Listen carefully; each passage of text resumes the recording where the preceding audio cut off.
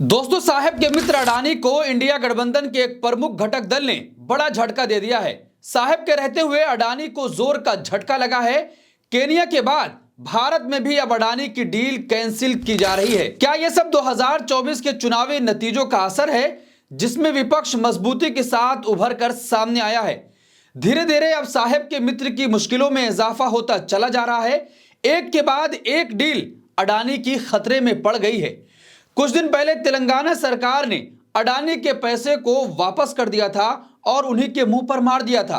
अब तमिलनाडु की डीएमके सरकार ने अडानी को बड़ा झटका देते हुए अडानी ग्रुप से जुड़ा स्मार्ट मीटर टेंडर रद्द कर दिया है और साफ साफ कह दिया है कि उसका अडानी समूह के साथ कोई भी व्यवसायिक संबंध नहीं है। दोस्तों, क्या साहब इतना कमजोर हो गए हैं कि अब अपने मित्र को बचाने की स्थिति में भी नहीं है या किसी और दूसरे मित्र की तलाश में जुट गए हैं? गौतम अडानी की अडानी एनर्जी सॉल्यूशंस के लिए बुरी खबर सामने आ रही है। तमिलनाडु की डीएमके सरकार ने राज्य में स्मार्ट मीटर लगाने के ग्लोबल टेंडर को रद्द कर दिया है। इस प्रोजेक्ट के लिए जारी टेंडर में अडानी एनर्जी सॉल्यूशंस ने सबसे कम कीमत पर बोली लगाई थी।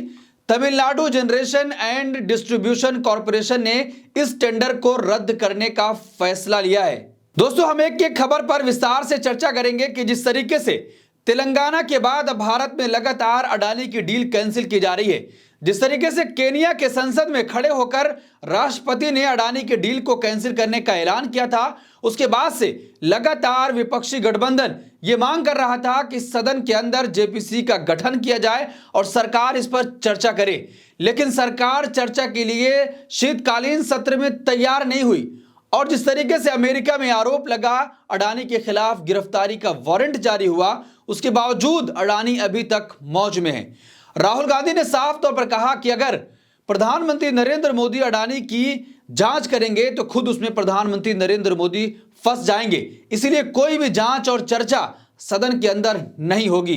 देखिए, पहले हेडलाइन देखते हैं। अडानी ग्रुप को तमिलनाडु से लगा बड़ा झटका, स्टालिन सरकार ने कैंसिल कर दिया स्मार्ट मीटर टेंडर। एक और हेडलाइन है एबीपी न्यूज की, तमिलनाडु सरकार ने स्मार्ट मीटर प्रोजेक्ट टेंडर किया रद्द, अडानी समूह ने सबसे कम रेट पर लगाई थी बोली। एक और हेडलाइन है, स्मार्ट मीटर टेंडर को रद्द कर तमिलनाडु ने दिया अडानी को बड़ा झटका, शेयर पर पड़ेगा असर।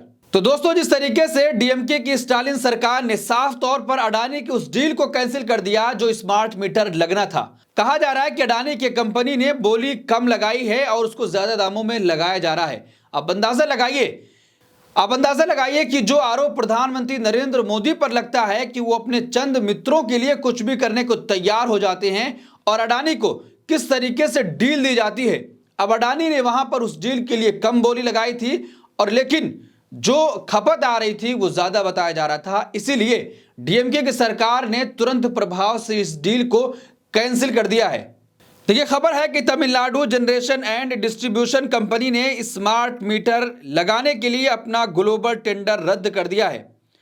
अडानी समूह ने 4 पैकेजों में से एक के लिए सबसे कम बोली लगाई थी, लेकिन चारों तरफ से विवाद सामने आने के बाद तमिलनाडु की कंपनी ने टेंडर रद्द कर दिया है।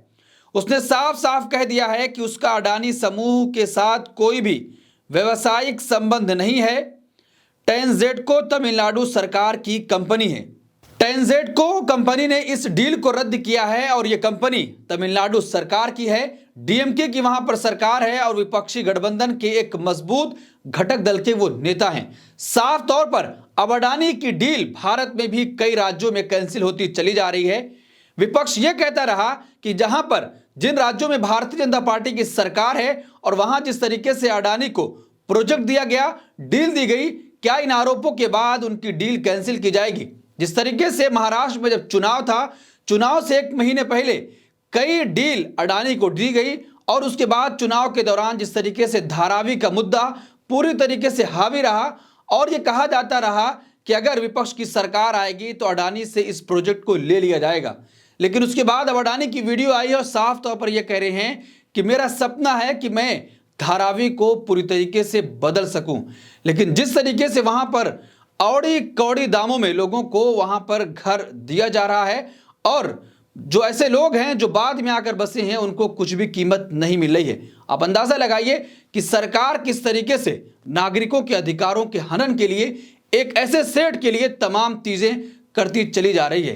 देखिए, सूत्रों के हवाले से जानकारी आई है कि Adani energy solution limited Chennai और चेंगलपट्टू सहित 8 जिलों में 82 लाख स्मार्ट मीटर लगाने के लिए सबसे कम बोली लगाने वाली कंपनी के रूप में उभरी है।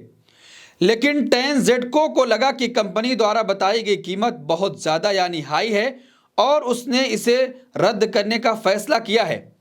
कीमत कम करने के लिए कंपनी से बातचीत के बाद टेंडर प्रक्रिया विफल हो गई है। तो दोस्तों, एक के बाद एक झटका साहब और साहब के मित्र को लगता चला जा रहा है। ऐसा माना जाता है कि अडानी समूह और उसके अध्यक्ष गौतम अडानी से जुड़े हालिया विवादों ने टेंडर रद्द करने में अहम भूमिका निभाई है, क्योंकि तमिलनाडु सरकार अडानी समूह का पक्ष लेने की आलोचना का सामना नहीं करना चाहती थी।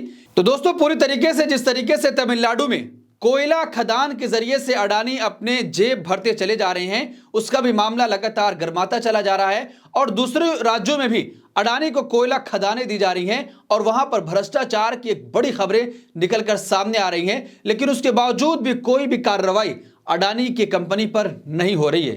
देखिए, डीवीएसी वेंकटेशन द्वारा दायर एक शिकायत के आधार पर कथित कोयला आयात घोटाले की जांच कर रहा है, जिसमें आरोप लगाया गया था कि अडानी समूह ने 2013 और 2016 के बीच खराब गुणवत्ता वाले कोयले की आपूर्ति करके टेंजेडके को 3000 करोड़ रुपए का नुकसान पहुंचाया था। तो दोस्तों, जिस तरीके से तमिलनाडु की ये जो सरकारी कंपनी है उसने इस डील को कैंसिल किया है, इससे पहले भी अडानी ग्रुप ने 3000 करोड़ रुपए का चूना इस कंपनी को लगा चुकी है कि जिस तरीके से कोयला के नाम पर खराब कोयला दिया गया और 3000 करोड़ रुपए का नुकसान टेंजेडको की कंपनी को हुआ था। आप अंदाजा लगाइए कि किस तरीके से अपनी जेब भरने के लिए तमाम सरकारी खजाने को खाली अडानी ग्रुप कर रहा है। और जिस तरीके से कहा गया कि आपको स्मार्ट मीटर लगाना है लेकिन ज्यादा पैसे बताए जा रहे थे, अब उसके बाद डीएमके की सरकार ने उस डील को कैंसिल कर दिया है। देखिए, वेंकटेशन ने कहा कि स्मार्ट मीटर टेंडर रद्द करना एक स्वागत योग्य निर्णय है, लेकिन जो अधिक महत्वपूर्ण है वो ये कि टेंजेडको को कोयले के आयात में बड़े पैमाने पर भ्रष्टाचार में शामिल होने के लिए अडानी समूह को ब्लैकलिस्ट करना चाहिए। देखिए, वेंकटेशन ने कहा कि डीएमके सरकार को अडानी को जवाबदेह बनाना चाहिए और उनकी कंपनी की जांच करनी चाहिए। तो दोस्तों, पूरी तरीके से जिस तरीके से कोयला घोटाला हुआ, खराब कोयला दिया गया और उसके बाद 3000 करोड़ रुपए का पूरी तरीके से नुकसान हुआ, उसके बाद अब कहा जा रहा है कि अडानी को तमिलनाडु में ब्लैकलिस्ट कर दिया जाए। अडानी की भी जांच हो और अडानी की कंपनी की भी जांच हो कि कितना सरकारी खजाने से पैसा खाली किया गया और कितना फायदा और मुनाफा कमाया गया है।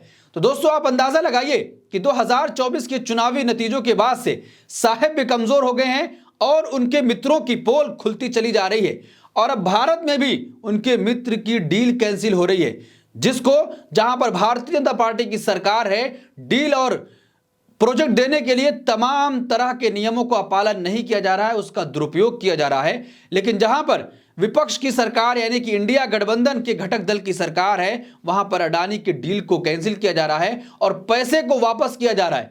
यानी कि साफ तौर पर राहुल गांधी जिस तरीके से अडानी पर प्रहार कर रहे हैं, उन्होंने साफ कहा कि उद्योगपतियों के खिलाफ नहीं हूं, लेकिन सरकार जो चंद उद्योगपतियों के लिए काम कर रही है मैं उसके खिलाफ हूं। इसमें छोटे छोटे बिजनेसमैन पूरी तरीके से खत्म हो जा रहे हैं, सरकार उनकी तरफ ध्यान नहीं दे रही है। तो दोस्तों, इस पूरे मामले पर आप क्या सोचते हैं, आपकी क्या राय है कि जिस तरीके से अडानी की डील अब लगातार इंडिया में भी कैंसिल होने लगी है और साहेब अब कुछ भी नहीं कर पा रहे हैं, तो इस पूरे मामले पर आप क्या सोचते हैं, आपकी क्या राय है, कमेंट बॉक्स अपनी राय जरूर दें और ऐसी तमाम खबरों के लिए देखते रहिए देश नीति। धन्यवाद।